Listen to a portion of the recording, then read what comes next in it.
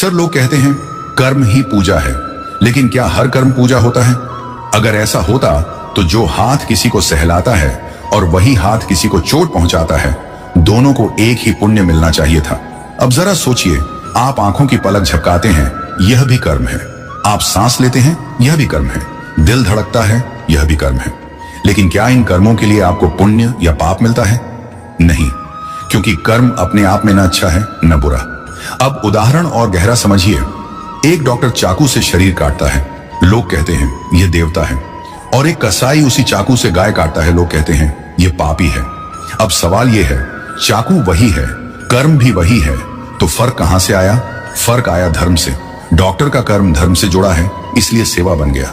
कसाई का कर्म धर्म से कटा हुआ है, इसलिए पाप बन गया। यही कारण है कि भगवान कभी सिर्फ कर्म नहीं देखते, भगवान देखते हैं कर्म के पीछे बैठी चेतना को। अगर कोई मंदिर में घंटी बजाए और मन में घमंड हो तो वह पूजा नहीं, दिखावा है। और अगर कोई भूखे को रोटी दे बिना नाम यश चाहे तो वही असली पूजा है।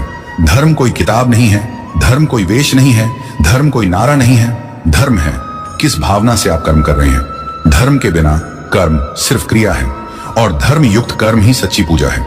इसलिए सवाल यह नहीं होना चाहिए कि धर्म बड़ा है या कर्म बड़ा। सवाल यह होना चाहिए कि क्या मेरा कर्म धर्म से जुड़ा है या नहीं। कारण है कि शास्त्र कहते हैं धर्म बिना कर्म अधूरा है और कर्म बिना धर्म अंधा है। इंसान बने तो ऐसा बने जिसका हर कर्म धर्म से जुड़ा हो।